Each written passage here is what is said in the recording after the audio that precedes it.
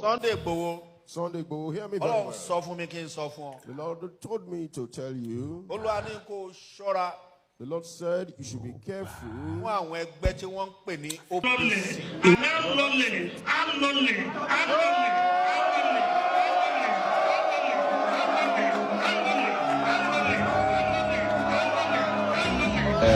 Mo kí ẹ̀yin bàbá mi, ẹ̀yin màmá mi, èmi ọmọ yín Sunday Igboho, mo kí ẹ̀yin brother mi, sister mi káàkiri all over the world. Èyí ni 28/6/2026. Ọ̀pọ̀lọpọ̀ rúmọ̀ ti lọ lóríṣiríṣi. Mo ń fẹ́ àsìkò sọ fún ẹgbẹ́ olólùfẹ́ mi káàkiri pé àlàáfíà ni mo wà. Àwọn ọmọ tó ṣe léṣe wọn ti wà ókè. So ẹ̀yin bàbá níbí náà bá tẹ́lá sọ ẹ̀jọ̀ tí tán lè tán náà. Ó dìgbà tí gbogbo àwọn kòròrò ajínigbé tó ń dà wọ́n yẹn láàmú lórí ilẹ̀ wa tán bá kúrò láàbò sílẹ̀ pẹ̀lú ní ìlú rẹ̀ ṣe ìpẹ́. Mo kí wa lẹ́ẹ̀kan sí pé a kú dédé àsìkò yìí Olódùmarè yóò wà pẹ̀lú wa.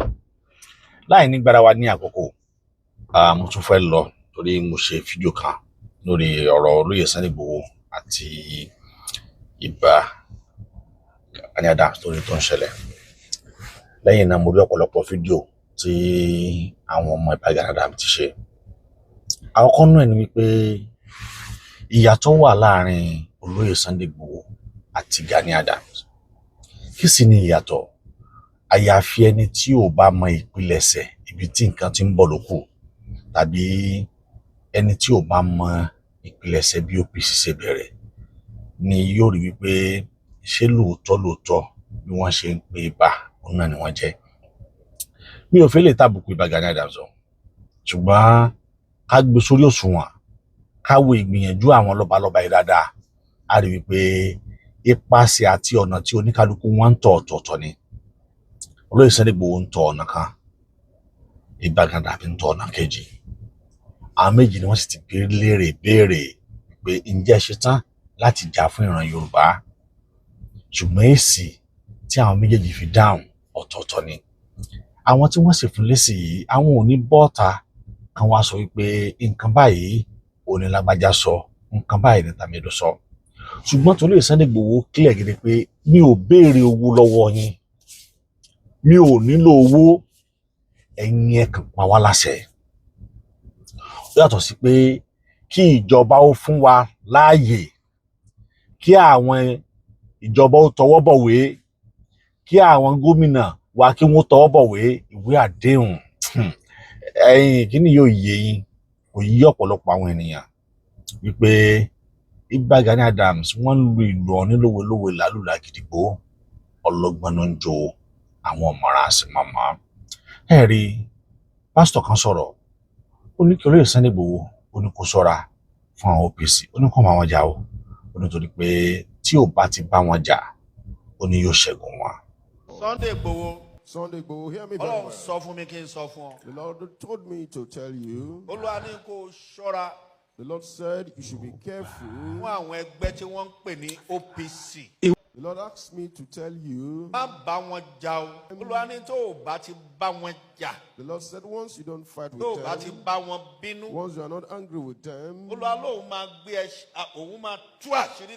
Lord said he's going to expose a secret to you from among them to you. And the Lord told me that he's going to arise to give you victory. The Lord said make attempt to be very, very careful. This time around, Sunday Igboho, be very careful. Be very careful. The Lord said you should be careful.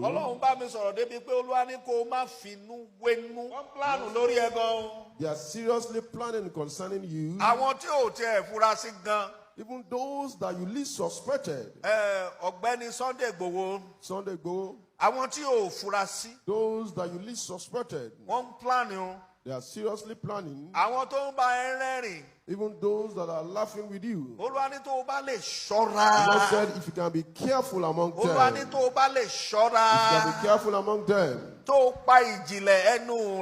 And you can keep your mouth and keep your secret. Olúwa ní àwọn tó ń planning. Those that are planning this evil towards you. Nínú wọn máa kú. Among them, they're going to die. Àṣírí máa tún tú gan. And you get more secret open up. Ẹ̀rù gan wá bà wọ́n. Ṣọ́ra fún àwọn nǹkan ìjìnlẹ̀ tí ó máa tẹnu rẹ̀ jáde. Àwọn ọ̀rọ̀ ìjìnlẹ̀. Those words are mystery. Àwọn ọ̀rọ̀ ìkọ̀kọ̀ ìjìnlẹ̀. Those hidden words that are secrets, that are mystery. Ṣọ́ra. The Lord said you should be careful. Jọ̀ọ́ ṣọ́ra. Please be careful. Ṣọ́ra. Be careful. Praise the Lord. Hallelujah. Wọ́n nìkan ló fẹ́ kó máa gba glory. O fẹ́ máa gba glory bí tó bá ti ṣiṣẹ́ wàá sọ wàá sáré bọ́ síta pé o ti ṣiṣẹ́ báyìí o ti ṣe nǹkan báyìí wàá máa gbé kámẹ́rà káàkiri. Ṣé wọ́n nìkan lọ́lọ́run dáyé fún ni? Ṣé wọ́n nìkan lálágbára ni? Fídíò yẹn lèmi àti ìtìjọ́ wòye. Ẹ rí i pé bàbá kan sọ̀rọ̀ ń bẹ̀.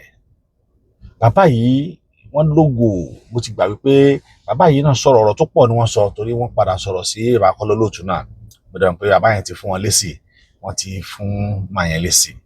Kí wá ṣe bàbá yìí nìkan ló ń jáde wípé kí ni Sunday Igboho ṣe tó nìkan ló ń gbóríyìn. Èèyàn kó àwọn ọmọ lẹ́yìn wọ inú igbó lọ. Wọ́n wọ inú igbó kìjìkìjì lọ báyìí. Wọ́n wọnú igbó kìjìkìjì ní ọjọ́ yẹn àwọn Fúlàní àtàkì wọn ní ọjọ́ ọ̀hún. Tẹ́ bá lọ gbọ́ broadcast Wisdom, wọ́n àtàkì wọn lọ́jọ́ yẹn gangan. Tẹ́ bá dẹ̀ wo fídíò yìí dáadáa ẹ rí pé láti àárọ̀ kùtùkùtù tílẹ̀ fi ṣú aṣọ kan tó lóye Sunday Igboho wọ̀ náà ló wà lọ́rùn ẹ̀. Ẹni yẹn lè wá sọ wípé ó ń ṣe drama ni ẹnu fẹ́ gba oríyìn. Báwo ni ò ṣe ní gba oríyìn nígbà tí ẹni tó yẹ kó ṣe ò ṣe é? Tí ìbá Gani Adams tí wọ́n bá jẹ́ Ààrẹ Ọ̀nà Kakanfò ó ṣeéṣe ká má drag, ó ṣeéṣe kéèyàn má drag wọn, ó ṣeéṣe ká má kàn tiẹ̀ fi orúkọ wọn. But to be the Ààrẹ Ọ̀nà Kakanfò fún ilẹ̀ Yorùbá láyé àtijọ́ àmọ́ ipa tí wọ́n ń pè ní Ààrẹ Ọ̀nà Kakanfò. Ká wá sọ pé ó ti wá dáyé pé kéda o, wọ́n jẹ́ lórí Ọ̀yọ́ ní ṣe bí ìlú Ọ̀yọ́ nìkan ti ń ṣẹlẹ̀ yìí. Ǹjẹ́ ààrẹ yìí ǹjọ́ kan tí ajá kan tí ẹ rí fídíò tí wọ́n ṣe pẹ̀lú Aláàfin Ọ̀yọ́ pítọ̀ bàbá wa lọ́yọ̀ọ́ o, ó yá ẹ fún mi láṣẹ. Ààrẹ gbogbo yín wá ń jáde lọ́tún lósì, ẹ wá ń jáde gbòrògbòtò, kíjọba fún ààrẹ kan tọwọ́ bọ̀wé kan fààrẹ láàyè. Kò sígbà tí wọ́n fún ààrẹ Gani Adams láàyè láti protect ilẹ̀ Yorùbá, wọn ò fẹ́ ṣe nítorí pé ọ̀nà tí wọ́n dúró sí ọ̀tọ̀. Ẹ̀yin àgbàlagbà lè sọ pé ọmọ tó bá sípá òun náà ni ìyá ẹ̀ máa bá sípá. Ibà Gani kí wọ́n kàn tiẹ̀ léwájú force níta wa kàn tiẹ̀ kí wọ́n show leadership. Kí wọ́n show pé àwọn ṣe tán káwọn show leadership yẹn. Ṣé Ibà Gani Adams lè wọ inú igbó kan lọ́yọ̀ọ́ kí gọ́fúnà sọ pé kí wọ́n arrest wọn ni? Nígbà tó lè Sunday Igboho bá lè wọ̀ tí wọ́n lè arrest ẹ̀. That is me, power pass power. Agbára ju agbára lọ. Agbára Ibà Gani Adams orí social media ló ti mọ ọ̀rọ̀ ẹnu lásán ni. Ṣùgbọ́n agbára lórí Sunday Igboho òun tún wọnú gbó. That is ibi tèmi rí sí nìyẹn. Because gbogbo àwọn tí wọ́n ń jáde tí wọ́n sọ pé àwọn ọmọ ààrẹ làwọn, àwọn ní zone, àwọn ní state, àwọn ní local government, àwọn ní gbogbo ẹ̀, àwọn ní gbá, ẹ̀yin ẹ jáde. Ẹ jẹ́ ká gbà pé lóòótọ́ alágbára ní ẹ ṣetán láti dáàbò bo ilẹ̀ Yorùbá, àmọ́ ẹ jẹ́ ká rí yín ní physical appearance pé lóòótọ́ ẹ ti jáde, ẹ ṣetán láti ràn wá lọ́wọ́. Ẹ jáde. The only thing tí àwárí tí ààrẹ ń ṣe ni wípé ààrẹ is just fond of social media alone.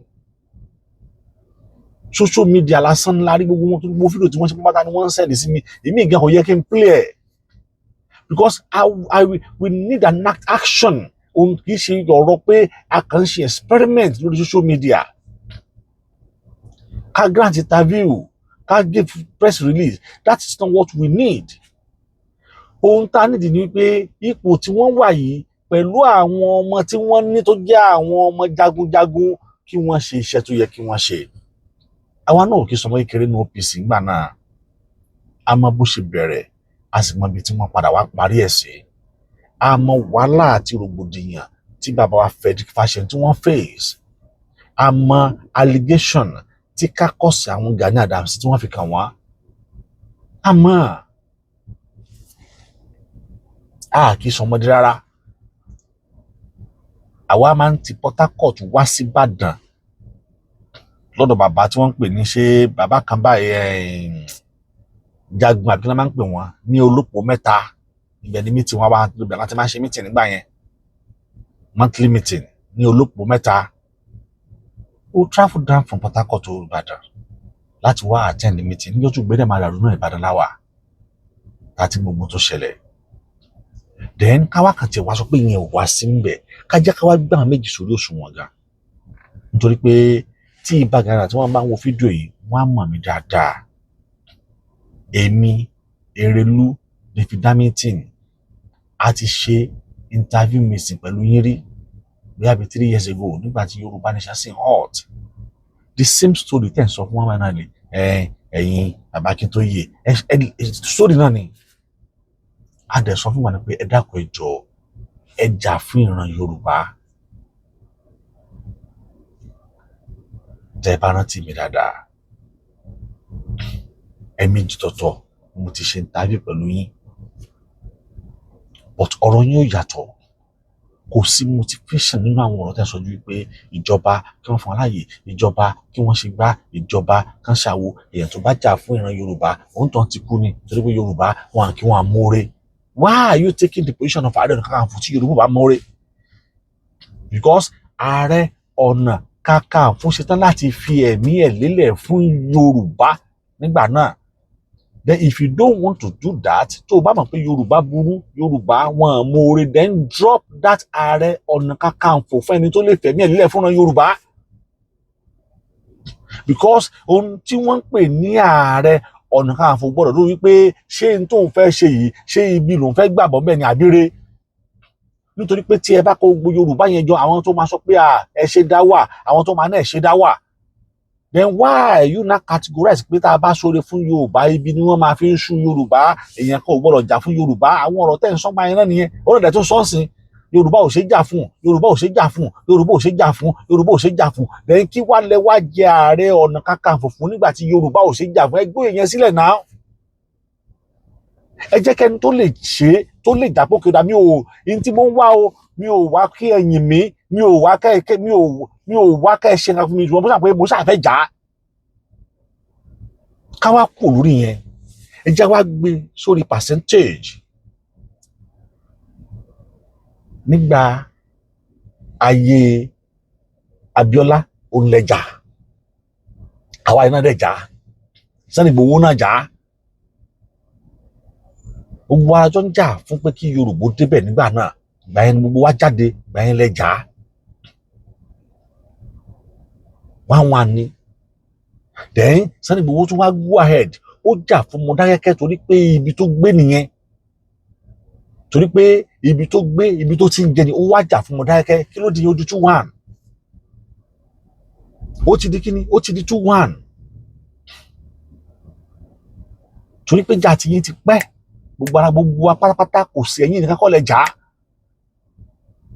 Àtọmọdé o, àtàgbà o, àtonílé o, àtọkùnrin o, àtobìnrin o, gbogbo ara jọ jà ìjà June 12. Gbogbo ara jọ jà ìjà Abíọ́lá. Ṣùgbọ́n lónìí ẹ ti jẹ dòdò, ẹ lè sọ dòdò mọ́. Lẹ́yìn ìgbà yẹn ẹ tún wá sọ ìjà míì tó tún jẹ́ ìjà Yorùbá tẹ́ tún jà. Sunday Igboho jà fún Mọdákẹ́kẹ́, ó di 2-1. Sunday Igboho jà fún aláìní torí pé ibẹ̀ gẹ́gẹ́ ó ná lọ́jà ti rí iye nígbà tó jà fún abákan ní police station, ní ilé police station, ó di 3-1. Ó tún wà pé ẹ tún gbógun ti ìran Yorùbá, ó wá kọrí sí ọ̀dọ̀ àwọn Fúlàní ní Gàngán pé ẹ má pa ìran Yorùbá mọ́, ibi tẹ́ ẹ ti jẹ Ààrẹ Ọ̀nà sí ni o, níbi tẹ́ ẹ jẹ Ààrẹ Ọ̀nà sí. Àbóròdé ẹni tó wá láti Amẹ́ríkà tó lówó tó lọ́lá tó wá kó gbẹ̀ kó ra owó àtọ́lá tó ní tó ti ní Amẹ́ríkà yìí o, yẹ kí n kó wá sí Nàìjíríà o. Ó wá lọ dálé ṣẹlẹ̀ sí ìlú ẹ̀. Ọ̀yọ́ náà ní o, Ọ̀yọ́ lẹ sì jẹ Ààrẹ Ọ̀nà dé lórí o. Wọ́n wá pa á, wọ́n wá dúró kẹ́ ẹ sọ̀rọ̀. Ẹ rántí pé nígbà náà àwa tó wá pé ààrẹ wọ́n ti pọ́ ọmọ Yorùbá, wọ́n ti lọ́bẹ̀. Arákùnrin tó wá gbéra ó lọ́bẹ̀, ó lọ fún wọn ní wọ́n ni. Ó di kí ni o? Ó di 4-1. ìgbà yẹn ó wá bẹ̀rẹ̀ rí campaign òun fẹ́ jà fún ìran fún Yorùbá kì í ṣowó lòun wá Yorùbá ò gbọdọ̀ kú sóko ẹrú fún àwọn Fúlàní ká ní pé bó ṣe gbéra ń gbà yẹn náà ẹ̀yin náà bá gbéra lẹ support ẹni kò ní rí báyìí àmọ́ kàkà ṣe níṣẹ́ lẹ tún gbẹlẹ́sẹ̀ nígbà náà nígbà náà ó wá bẹ̀rẹ̀ sí ní ṣe rally ó ń ṣe gbogbo káàkiri.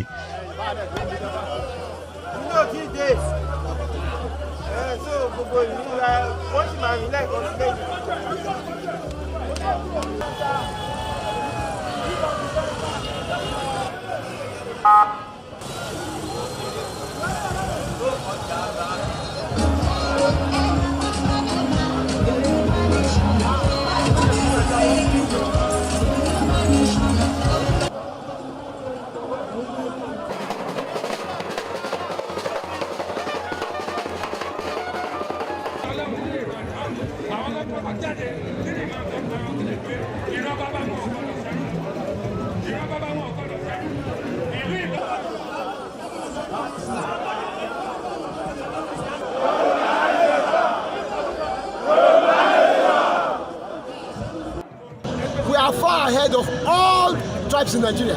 Far ahead. Before South Africa had electricity, we had it. Before France had television, we had it. What do we want? We want an independent Yoruba nation. We want a self-sufficient Yoruba nation. We want a Yoruba nation that is free of the albatross of Nigeria. And that's why we are telling the whole world by amassing this crowd to show that there is no opposition to Yoruba nation in Yoruba land.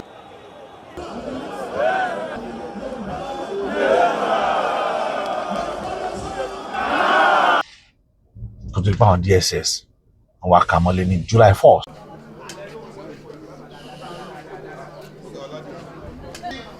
ó ń kírun tó ń ṣàdúrà bíbá ẹni wọ́n kú lẹ́tẹ̀ tẹ̀sùn báyìí nìyẹn ẹni tó fi ń kírun so he was shot here and they had to draw him back and it was carried away.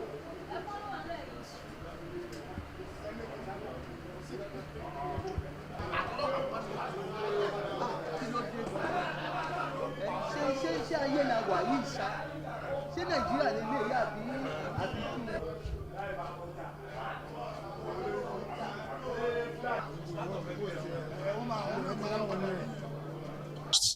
ó dẹ̀ tún wá bẹ̀rẹ̀ sí ní jàjà yẹn fúnra Yorùbá lọ no òun ò tún ní dúró ṣé wọn àbú ni ṣé wọn àpè lólè ni ṣé wọn ló gbowó ni wọ́n sọ̀rọ̀ sí i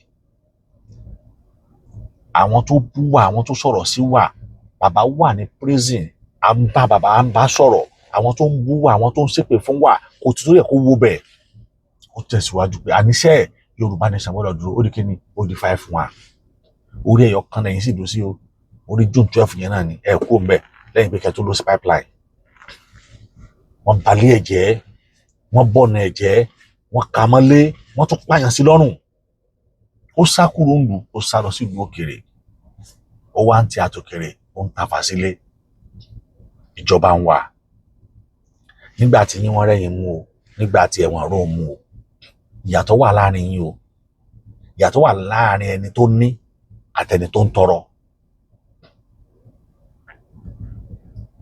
ó wá jà bẹ́ẹ̀ ó jà ó di kíni o ó di 6-1 ó tún wá kú lórí ìyẹn náà pé wọ́n tún pa á ó tún wá bọ́pọ̀dà tí ò bá rí bẹ́ẹ̀ tí Yorùbá nation ò bá ṣàṣe gbà ẹja tún wọ ọ̀nà míì ó tún wá tẹ̀síwájú pẹ̀lú àwọn ìjọba now ó tún wá ń jà fún ìran yìí tó ń jà fún náà sìn orí kó ń jà fún ìran Yorùbá náà ṣe ni ó di 7-1 ẹ wá nírọ́ ló ń pa ẹni kò jẹ́ ẹ̀yìn camouflage ni ṣé bíbí ni gbogbo wa wà tí Ọọ̀ni ti pè é sí mítìn àti àwọn lọ́balọ́ba nílé Ifẹ̀ tí wọ́n ti pe Sunday Igboho sórí fídíò kọ̀.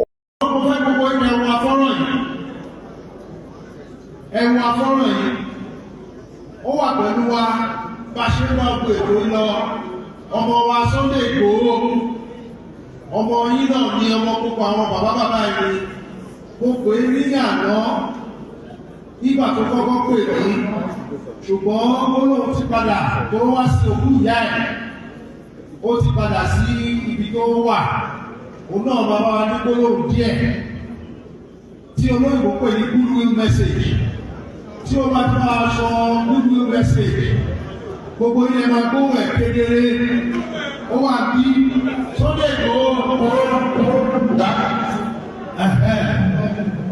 báyọ̀ gbà kí gbogbo àwọn bàbá tó wà bí ó ẹ̀yìn bàbá mi fẹ́ bàbá ẹ̀ ẹ̀yìn gbogbo àwọn bàbá tó wà bí ó òkì ọmọ tó ń bí àgbà àbúrí kílé òkì ọlọ́pàá tó fi ní òkì orí ọ̀gá mi olórí adébúgbò bàbá wa òkì gànàdà òkì ẹgbẹ́tò ẹ̀kú àkọ́rọ̀ ọlọ́run ti kẹ́kẹ́ kí ilẹ̀ Yorùbá ó bàjẹ́ ọlọ́run ti kẹ́kẹ́ kí ẹ̀yẹ bàbá mi ọlọ́run ti kẹ́kẹ́ nínú òkì gbogbo ọba lọ́ba lálá ẹ̀ẹ́dẹ́gbẹ́ nígbà tó rí fún àwẹ̀ ọlọ́run àtọ́nà ẹ̀kọ́ ní kẹ́kẹ́ ilẹ̀ Yorùbá ó bàjẹ́ òkì bàbá mi dúró ilé gbọ́ ọ̀dẹ̀gbẹ́ pé bàbá ìtẹ̀yẹ ọ̀nà ẹ̀wọ̀n tó méjì kan tó bàbá mi sọ pé bàbá mi kó káwọ̀ báyìí kò wà ní ìtìlẹ̀ so ẹ má ti pè ní kí ní kí ẹ̀kọ́ ní ìgbọ́ tẹ́lẹ̀ kí ẹ̀ bàbá mi ọlọ́ọ̀kẹ́ tẹ́bi ló kó bàbá rẹ̀ ní mo kí gbogbo bàbá mo kí ìgbórúkọ bàbá mi tó máa pẹ́kẹ́ tó ẹ̀mí kí mi torí mi mọ̀rọ̀ ọ̀tọ̀ púpọ̀ ẹ̀kọ́ ní kí mi mo kí ọ̀dẹ̀gbẹ́ mi ọlọ́ọ̀kẹ́ kí ilẹ̀ Yorùbá bàjẹ́ yóò gbé kí lè wọ́n bá jẹ́ gbogbo kúrò àti ìdílé lọ sí gẹ́gẹ́ bí bàbá mi lè rí bí bàbá mi lè rí mí so mo lè gbádùn ọ̀rọ̀ táwọn bàbá mi tó tẹ̀lé wọ́n á fi ọ̀la bàbá mi bá jẹ́ pé òbíkí ọlọ́dẹ mi ó kú ọlọ́dẹ mi lè rí ẹ̀yìn lọ bá jẹ́ kí ẹ ká bàbá má bẹ̀rù sí ẹ̀jọ̀ ọ̀rẹ́ mi máa ń lọ́kọ̀ fún mi bàbá mi tó ní kókó bàbá àgbọ̀dẹ̀ ìwé ẹgbẹ́ wa mi ní bàbá mi tó dáhùn lárúbá wọn àwọn oníkòtò ìyàwó nígbà mi ti gbé àtàwọn ẹlẹ mo sáré wá fún mi sọ̀rọ̀. àwọn òyìnbó tí wọ́n so wá pọ̀ yìí tí wọ́n sọ yìí bàbá wa tí wọ́n kó sábẹ́ olóṣèlú yìí ẹ má bínú ẹ̀ sábẹ́ ìlú queen ní London àtẹ́tọ́ bá palabẹ́gẹ́ tí mo ní sọ̀rọ̀ mo nígbà tí bàbá mi ò ní sọ Amẹ́ríkà mo rí àpọ́nlé tí gbogbo àwọn ìgbó pé wọ́n ti lórí àgàtà gbogbo agbára ti dé fún ọ̀lẹ́. ẹ má bá wa like ẹ má bá wa share rẹ̀ Sunday Igboho sà ó yẹ kó wà ń bì lónìí ṣùgbọ́n ó ti padà sí Germany ní àná ó ti padà sí Germany so kábíyèsí ọ̀dọ̀ rẹ̀ sáwá pé live báyìí live là ń gbé báyìí. mo lọ́lọ́ mo lè gbà fọ́lọ́ tó níbi mo lè kó gbogbo tí mo ń jẹ láyé ọwọ́ lọ́nà ju wa ìjọ bí kò ọlọ́run ló ti mọ̀ ẹ̀yin bàbá mi ẹ para ayé pọ̀ ẹ pẹ̀lú ayé lọ́kàn ẹ ti kàn ń kó fúlàní ò lè kó wa ní ẹ̀yin bàbá mi ní kàkà kí jọba lè fún gàmbá yìí. kò sí anybody tí ò rí fídíò náà nígbà náà tí wọ́n ti pe Sunday Igboho ẹ̀yin wà ń bẹ̀ pẹ̀lú wọn present ni wà ń bẹ̀ ni which is pé you have upper hand than olóyè Sunday Igboho tí wọ́n kàn pè látòrí fóònù tó wá ń sọ̀rọ̀ látòrí Zoom. Bàbá yìí made it clear pé òun ò nílò owó òun ò wá owó yín tó kàn wà ní pé ẹ fún òun láṣẹ then kí wá ló dé tẹ́yìn náà ò ṣe lo strategy ẹ̀yin ní o Ìbà Gani èmi náà ò nílò owó àfẹ́ owó ẹ mọ̀ fún wa lówó ẹ kàn fún wa láṣẹ àmọ́ kò sí bí wọ́n ṣe tí wọ́n ní fún yín lówó but demand yín ti pọ̀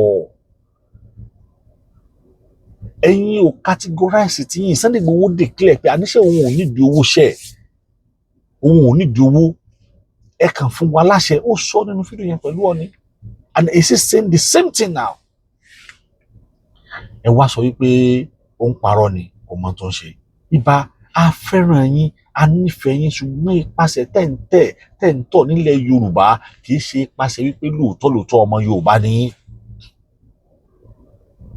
tọ́ ipasẹ̀ pé lóòótọ́ ọmọ Yorùbá ò ní yín ṣé ká sọ pé àwọn tí wọ́n á pè ní àbí kìíní ṣe ká ní wọ́n jàre ni ṣé pé wọ́n jàre báyìí torí pé ẹ ò ṣetán láti jà fún ìran Yorùbá ẹ ò ṣetán rárá ẹni tó tún wá ṣetán láti jà fún ìran Yorùbá àwọn ọmọ yẹn tún wá jáde ẹ tún wá kódà títí kan ra ọmọdé kan ọmọ yẹn ò lè ju ọmọ bóyá bí tó bá dàgbà máa ju ọmọ yẹn 7 years lọ ọmọ yẹn náà jáde òun náà the same thing. tí gọ́ọ̀mẹ̀ntì bá ti sáìn ìwé tí àwọn lọ́balọ́ba fọwọ́ sí ẹ fún Ìbà Gani Adams láàyè ó ti sọ wípé 6 good months kó tó pé 6 months yẹn gan iṣẹ́ máa ti ṣe but ta ni ò fẹ́ kóun ṣoríire ta ló fẹ́ máa jìyà oníyà Yorùbá ẹjẹ́ sinmi ọ̀tẹ̀ ẹ jẹ́ ká sọ reality Ìbà Gani Adams ló lè ṣe òun lọ́lọ́run fi rán ẹ sọ fún ìjọba kí wọ́n fún ní approval ẹ sọ fáwọn lọ́balọ́ba kí wọ́n kúrò ní ọba olóṣèlú kí wọ́n sọ òótọ́. pé tí wọ́n bá fún ààrẹ láàyè wọ́n bá kó sẹ́ni tí ò fún yín láàyè. ọ̀tà ti kọ lẹ́tà àti pé àwọn gómìnà yìí ẹ jẹ́ ká jọ ṣiṣẹ́ pọ̀ lẹ́yìn ọba ń jẹ́ yorùbá ó ní àwọn ìdìbò má lè gbádìí yẹn ni ẹ̀tẹ̀ ìdánwò wo àdìgẹ́ fún wa lóṣù mẹ́fà gbogbo kìíní yà á lọlẹ̀ àná lọlẹ̀ á lọlẹ̀ á lọlẹ̀.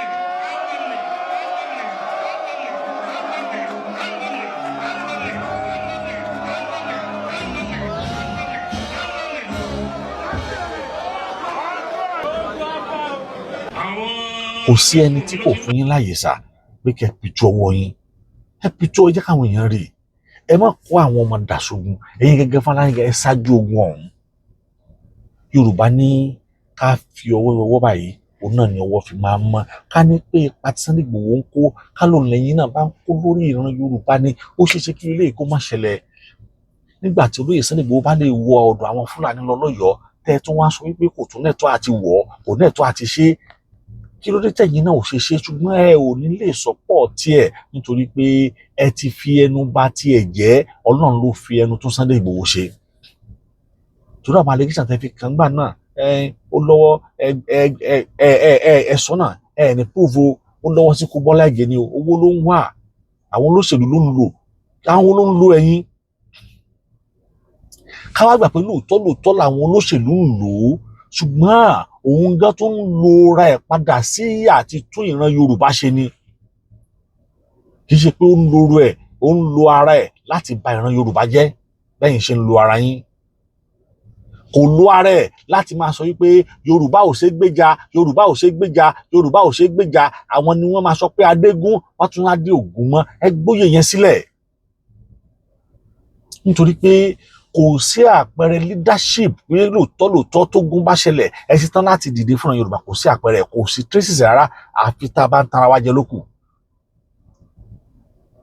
a lè dì sí fara wa gbogbo apáta a ò lè dì sí fara wa èmi ti ṣe ń ta fẹ́ pẹ̀lú yín lẹ́ẹ̀mejì tọ̀tọ̀tọ̀ pẹ̀lú Orelu mo dẹ̀ mọ side tẹ́ take níjọ́ yẹn bá rí pé mo béèrè pé ǹjẹ́ ẹ ṣe tán láti jà fún ìran Yorùbá sáà gbà yẹn nẹ́tíwọ́ọ̀kì yín lọ everything fluctuate gbà yẹn máa kan náà wà tó bẹ̀rẹ̀ sí ní sọ̀rọ̀ sí yín tó lóun ti mọ̀ yín ti pẹ́ pé rọ́lẹ̀ ń pa tó náà máa yẹn ń sọ̀rọ̀ máa yẹn ló kàn ti ọkọ̀ da program yẹn rú gan tó yẹ ká lójútùú because ẹ̀yin náà inú ń bí yín nígbà yẹn náà pé tẹ bá kàn ti wá sí London kẹkàn wá gba owó kẹkàn máa yẹn sọ̀rọ̀ ọjọ́ yẹn náà ó sọ̀rọ̀ àwọn bí abẹ́ mẹ́ta ni wọ́n sọ̀rọ̀ wọ́n express ara wọn pé ẹ lẹ́tọ̀ọ́ sí táìtù yẹn fídíò yẹn ni ó kàn jùlọ mi pé orí Yorùbá World Media tá ti ṣe fídíò yẹn wọ́n ti gbé péjì yẹn wálẹ̀ ni ó ní mi bá táàgì mọ́ fídíò yìí káwọn èèyàn lè mọ ibi tí mo ti ń bọ̀ torí àwọn tí ò bá padà máa sọ̀rọ̀ sí mi pé báwo ni mo ṣe ń sọ̀rọ̀ sáré báyìí kéde mọ̀ wípé èmi àti yín ti ń bọ̀ ọjọ́ ti pẹ́ díẹ̀ ṣùgbọ́n tá a nílò látọ̀dọ̀ yín gẹ́gẹ́ bí ọmọ Yorùbá àárí ọ̀nà wo la wá fẹ́ gbà tí ìran Yorùbá fẹ́fẹ́ bọ́ lóko ẹrú nígbà tẹ́nìkan máa ń gbé kó dáa tẹ́nìkan dẹ̀ ń gbẹlẹ́sẹ̀ òun ló jẹ́ kí pásọ yẹn sọ wípé kó má gbára lé yín kó má trust yín bí àwọn ọ̀pọ̀lọpọ̀ àṣírí sì ń bọ̀ wá tú woman kan náà jáde ó ní àwọn táwọn ti expel kúrò nínú APC ó ní àwọn lórí Sunday Igboho kó mọ́ra nígbà táwọn yẹn bá ń sòótọ́ ọ̀rọ̀ tẹ́ ẹ̀ bá gbọ́ táwọn yẹn nífẹ̀ẹ́ ìlú wọn lọ́kàn tí wọ́n dẹ̀ sọ pé ẹ jẹ́ ká gbé ìgbésẹ̀ tẹ́ ẹ̀ gbé sí wọn wá ní kúrò ní wá kúrò kì í ṣe káwọ́ funfun káwá lólẹ̀kẹ́ funfun káwá gbé ọ̀pá funfun kì í sóò ni wọ́n fi ń ṣe ìlú kì í sóò ni wọ́n fi ń dáàbò bò ìlú jagunjagun tá a máa sí balógun gbọ́dọ̀ dúró àti jà fún ìlú ni kò gbọ́dọ̀ dúró pé kẹ́nìkan wá fún un láṣẹ kò gbọ́dọ̀ dúró yóò sígun fún ara rẹ̀ ni tó bá wá sígun káwá wò bóyá ìjọba ìjọba ò lè stop yìí tó náà mọ̀ pé ń tẹ̀ ń jà fún ohun táwọn gan nílò ni olóyè Sunday Igboho wọnú gbó lọ ẹni kò lọnú gbó òun àtàwọn ọlọ́pàá náà jọ wọnú gbó lọ kò wọnú gbó lásán o àwọn ọlọ́pàá ni wọ́n ṣe ọ̀pọ̀lọpọ̀ iṣẹ́ tó pọ̀ jù níbẹ̀ àwọn kan jẹ́ backup ni àwọn ọmọ ṣiṣẹ́ ìṣẹ́ àwọn ọmọ òṣìṣẹ́ Fúlàní àtàkì wọn kí wà làwọn ń sọ ibà torí pé oyè tẹ́ jẹ gẹ́gẹ́ bí ibà àti bí ipa ààrẹ Ọ̀nà Kakanfò bó ṣe ní kìmí tó ńlẹ̀ Yorùbá lónìí òun ló fà á tá a fi ń pè yín. Tí ẹ ò bá ṣe Ààrẹ Ọ̀nà Kakanfò ilẹ̀ Yorùbá à ní pè yín. Àwọn lọ́balọ́ba tí wọn ò pè yín sí wọn mọ́ tí wọ́n rí ni. Àwọn lọ́balọ́ba tí wọ́n lọ ń bá olóyè tí olóyè Sunday Igboho lọ ń bá sí wọn mọ́ tí wọ́n rí ni. Ààrẹ Ọ̀nà Kakanfò ojú ọba ilẹ̀ Yorùbá lọ ìgbéraga lẹ́fikún because ẹ̀yin náà nínú ẹni tó yẹ kó máa lọ bá àwọn lọ́balọ́ba ilẹ̀ wa. Nínú ẹni tó yẹ kó máa tọ ọ̀dọ̀ àwọn ọba yìí lọ pé ilẹ̀ Yorùbá máa ń jòrò ọ̀nà wo la fẹ́ gbà ilẹ̀ Yorùbá máa ń dàrú báwo la ṣe fẹ́ ṣe ṣùgbọ́n ẹ̀yin dúró pé ẹ̀yin ju àwọn lọ́balọ́ba ẹ̀ tó lọ́balọ́ba torí pé oyè ni tiyín. Èèyàn kan ọba ló fi yín jẹ àwọn jẹ ọba lórí ìlú ni. Ẹ̀yin Ààrẹ Ọ̀nà Kakanfò jẹ ọba lórí ìlú. Ààrẹ Ọ̀nà Kakanfò dàbí balógun tá a bá sígun fún ni bóyá sígun yá àsígun fún ọ lọ jẹ̀lú irun. Tẹ́ ẹ bá wá kẹ́rù tẹ́ ẹ kẹ́rù wálé ẹ gbọ́dọ̀ kó lọ sọ́dọ̀ Aláàfin Ọ̀yọ́. So níbo lẹ ti wá ju ọba lọ nínú àwọn ọ̀rọ̀ tẹ́ máa ń sọ nínú àwọn èsì tẹ́ máa ń fọ̀. Ọ̀rẹ́sẹ̀ tún nídìí gbogbo yẹn ju pé báwo ni ilẹ̀ Yorùbá báwo ni ò ṣe ní tàn sóko ìbànújẹ́ báwo ni ilẹ̀ Yorùbá báwo ni ààbò tó péye ṣe máa wà nílẹ̀ Yorùbá báwo ni ilẹ̀ Yorùbá báwo ni ilẹ̀ Yorùbá ó ṣe nísinmi. Ẹnìkan wá dìde lẹ́yìn ìgbà tí ojú ẹ ti rí mọ́ bó lẹ́yìn ìgbà tó ti sá kúrò nílùú tí wọ́n ti detain ní ẹ̀ sí Benin Republic for how many years tí wọ́n jẹ́ kó kúrò ńbẹ̀. Ó tún kúrò ńbẹ̀ tán ó bọ́ sí Germany ó tún sì sọ pé òun sì dúró lórí pé ìran Yorùbá ṣe ò gbọdọ̀ parun. Ohun tó ju olóyè Sunday Igboho ti rí ojú tí yóò ti rí kò tí ì rí ṣùgbọ́n tá a bá ń sọ nípa àgbà tá a bá ń sọ nípa pé kéèyàn ẹ̀yin náà lè máa ń sọ pé ayé tí ń jà fún Yorùbá ti pẹ́ ẹnìkan wá dé fine ká wá gbà pé lóòótọ́ lẹ tí ń jà fún Yorùbá ti pẹ́ ẹnìkan wá dé lónìí ṣé bó yẹ kẹ́ ẹ mú mọ́ra ni kò yẹ kẹ́ ẹ tún fi ẹnu tàbùkù ẹ fẹnu tàbùkù olóyè Sunday Igboho bí fídíò yẹn wà ń bí ọ́díò lè kí n padà líkì síta ibẹ̀ gbéra yín lọ́lé ẹjọ́ ṣùgbọ́n àwọn àbàdàn ni pé arákùnrin withdraw kéèsì kúrò a kì í ti kóòtù dé ká tún sọ̀rọ̀ ẹ ọmọ Yorùbá ni wá. So látàrí ìdí èyí mi ò rò pé ìrẹ́pọ̀ kan lè wà láàrin ẹ̀yin àti olóyè Sunday Igboho àyàfi tí ẹ̀yin gan-an tẹ́ bá gbé ìgbésẹ̀ ẹ̀ lóko tẹ́ ẹ̀ bá ti wá gbé ẹ dákun ẹ jọ̀ọ́ Ìbà Gani Adams àtàwọn ọmọ wọn ẹ f'olóyè Sunday Igboho lọ́rùn sílẹ̀ ẹ jẹ́ kó rìn tiẹ̀ ẹ̀yin náà rìn tiyín. Ẹ jẹ́ kó ṣe tiẹ̀ ẹ̀yin náà ṣe ní torí mo rántí pé ní ọdún kan tá à ń sọ̀rọ̀ the same tẹ̀sán ni pé kíní kan social media ẹ̀ kan sọ̀rọ̀ yẹn pé ẹ̀ kan ọ̀rọ̀ yẹn tẹ̀sán yẹn náà dẹ́ fún lẹ́sì pé social media yẹn náà la máa fi wé nìyí. Ilẹ̀ Yorùbá òun ló yẹ kó jọ jẹ èmi àti lógún kì í ṣe tá a fẹ́ rí ń bẹ̀ tá a bá jà àjàṣẹ́gun ohun tá a fẹ́ rí ń bẹ̀ padà lè wá jẹyọ ṣùgbọ́n tẹ̀yin fẹ́ rí kọ́kọ́ jà fún ná kẹ́ ẹ tó wá jà fúnra Yorùbá torí pé ẹ ò tí clarify statement tí yín o ní ọ̀sẹ̀ tí ń sọ o ẹ lọ wo táwọn ọmọ yín sọ ọ̀sẹ̀ kí ìjọba ó fún ìjọba wo ló fẹ́ fún yín láṣẹ ṣé ìjọba ṣé ok kò sẹ́ni tí ò bu Tinubu olóyè Sunday Igboho bu Tinubu gbogbo ala bu Tinubu ṣùgbọ́n ẹ̀yin ṣé ẹ padà ṣe reconciliation ṣé ẹ padà reconcile pẹ̀lú Tinubu ẹ padà reconcile pẹ̀lú Tinubu náà reconcile pẹ̀lú ẹ ṣe bí ìjọba kan dédé máa fún láṣẹ ni láṣẹ pé bá ní kúrò àwọn pẹ̀lú wọn yá máa jọ tara wa òfútu fẹ́tẹ̀ ìjọba kan dédé sọ pé yá o Ìbà Gani Adams yá ẹ lọ́mọ ìjà láṣẹ pé bá ní good rapport pẹ̀lú wọn kò ṣeé ṣe torí pé Yorùbá sọ wípé ẹni tó fẹ́ mú ọ̀bọ òun náà gbọ́dọ̀ ṣe bí ọ̀bọ ẹ̀yin àgbààgbà ẹni ọmọ ẹni tí ọwọ́ èèyàn ò bá tí ì tẹ ikú ìdá èèyàn ò kì í béèrè ikú tó pa bàbá ẹ̀ torí tó bá béèrè mú padà fi ìdá tán pa òun náà mú padà fi pa òun náà ẹ ṣe dáa rẹ o ẹ ṣe dáa á dẹ̀ ń pè yín látàrí pé position tẹ wà ní tá a bá ti pè yín mọ́ ìgbà pé ẹ relevant mọ́ nìyẹn gbogbo bọ́n ṣe ń pè yín tán drag yín lọ́tún that is pé àwọn èèyàn fẹ́ kẹ́ swim to an action àwọn èèyàn sì believe nínú yín àwọn èèyàn sì respect yín àwọn èèyàn sì love yín o tó bá di wípé social media ò bá ti dárúkọ yín mọ́ tá a bá ti pè yín mọ́ tá a bá yín sọ̀rọ̀ mọ́ pé bàbá Gani Adams wọn àtà apá yín tì ẹ gbà wípé ẹ wà relevant mọ́ nìyẹn kó dẹ̀ tó débẹ̀ gbogbo wa ṣe ń pariwo pé àkókò ní tí Ìbà Gani Adams ààrẹ ọ̀nà kakanfò ilẹ̀ Yorùbá tẹ́ gbọ́dọ̀ dìde láti jà fún ìran Yorùbá. Dàpọ̀ Olódùmarè yóò sì ràn wá lọ́wọ́ torí pé Yorùbá náà lọ wọ́n ní àbọ̀ ọ̀rọ̀ báyìí là ń sọ fún ọmọlúàbí tó bá dénú ẹ̀ yóò dòdìdì. Ẹ má bínú tí n bá pòwe níwájú ẹ̀yin àgbà kékeré mi pa àmọ́ òótọ́ ọ̀rọ̀ bí ọmọ ìyá ìsọkúsọ ni kì í ṣe tó dáa torí pé ọ̀nà tí oníkálukú wọn dúró sí àti ọ̀nà tí wọ́n ń tọ̀ tí a bá tètè múra ó lè ṣàkóbá fún ilẹ̀ Yorùbá. Àwọn ọmọ kékeré ọmọ pé Sunday Igboho parọ́ ni gbogbo nǹkan tí Sunday Igboho ń ṣe irọ́ ni so gbogbo pátápátá gbogbo ọmọ ààrẹ ló gbọ́n fẹ́ ọ̀pọ̀ àmọ́ ààrẹ ò mọ̀ wọ́n àmọ́ àwa ọmọ ààrẹ ọ̀nà kakanfò ló gbọ́n fẹ́ àmọ́ so ẹ̀ ń bú ààrẹ ọ̀nà kakanfò ló gbọ́n fẹ́ ẹ̀ ń bú ààrẹ. Tí Tinubu tó bá fún ààrẹ láàyè kó lọ jagun kó lọ jà pẹ̀lú àwọn bandits ó máa lọ àmọ́